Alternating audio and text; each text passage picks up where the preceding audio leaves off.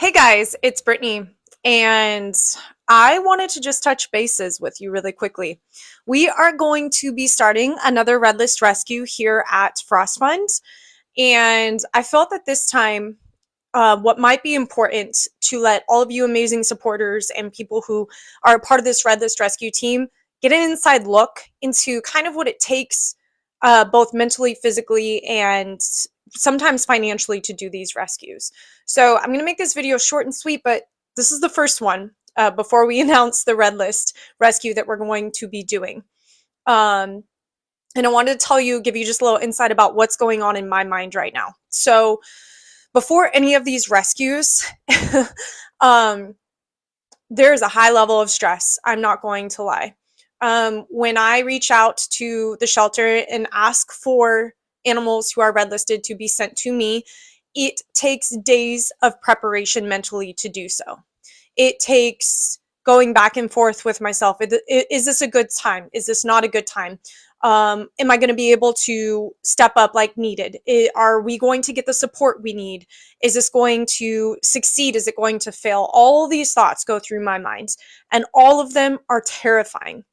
It takes a ton of energy to step up to the plate and say, I know that this animal might be euthanized within the next week or 2 weeks if this doesn't succeed.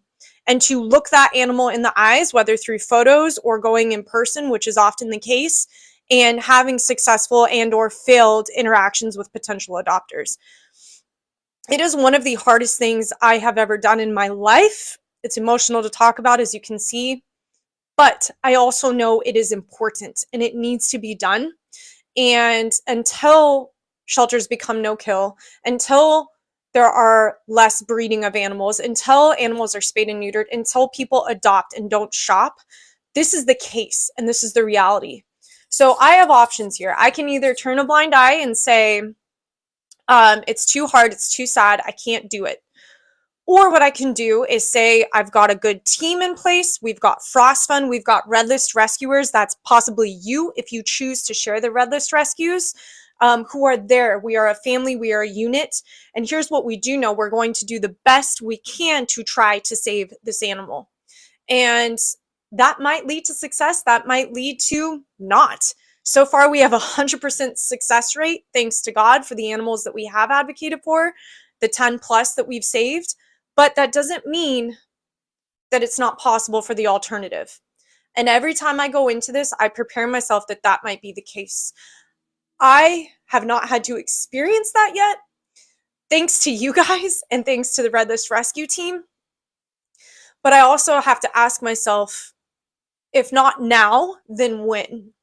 If we're not going to do something about it now, then when? And it would be doing the animals a disservice for me not to say, you know what, I can't contain the pain so much, or I can't let the pain contain me so much that I don't give them a fighting chance. And again, there's hundreds of animals, thousands being euthanized every day across the country. So yes, the few that we do every year right now, are buckets in the drop of a much wider problem, but they are lives saved, very beings saved, creations of God's, these beautiful, valuable, inherently important creatures who are being euthanized left and right because shelters are out of room, or there's no one adopting them, or these stereotypes regarding their breeds. So here at Frost Fund, and as an individual, I choose to try to do what I can. That doesn't mean I can do something every month. It doesn't mean every week, but it does mean that we do something, and that's better than nothing. And so I just wanted to share this insight right now so you know what's going on in my mind as I am about to announce this Red List Rescue mission. Maybe it connects with you and gives you a little more encouragement and or perspective about, if you support Frost Fund and what we do, why don't they do these more? Why don't they? The answer, if you've ever asked that, is because I am human. We're human, and it is so hard. I don't know what road this Red List rescue is going to take. That's the thing with them too. They are never linear. There's highs, lows, highs, lows, highs, lows. I am also a wife. I'm also a friend. I'm also a professor. I'm also an athlete and a coach. those require me to be myself and my best version of myself as well. And I will be honest, when I'm doing these red list rescues, it's very hard to do that. And I go into them knowing that and accepting that. But I want to close with this thought. I also know that God, anything is possible with him. I know that he cares about these animals as much as I do, more than I do. I know that he wants to work when we allow ourselves to be used by him and to do good things. And this is a form of evil we are up against. This overcrowding of shelters, this lack of knowledge towards breed specific needs, this inability to find a solution right now. This is evil. God does not want to see his creation euthanized unnecessarily. It breaks his heart as much as it breaks ours. And so I know and I believe and I enter into these in faith. The Bible says faith is the hope of things not seen. And so as we announce this Red List rescue, I am having faith that they will be successfully rescued. I'm having faith that lives will be saved. I'm having faith that the animals not only will be saved, but they will impact positively the people who save them and change their lives for the better.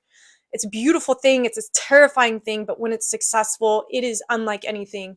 And it's all because of God. This is just me and Frostone putting ourselves out there, but we cannot do it without you. So I'm asking you, Red List Rescue team, when we announce this Red List Rescue, please don't just share on your profile.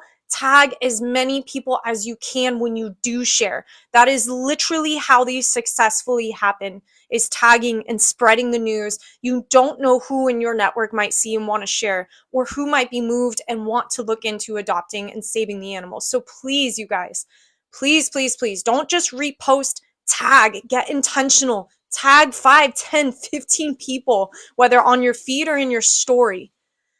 For the sake of the animal, please, I'm asking you. So anyway, there's a little bit of insight into this. This video has gone longer than I expected, but I think it's important that you see this. And I just appreciate you guys. Thank you for sharing in advance. And let's do it again. Time to go to work.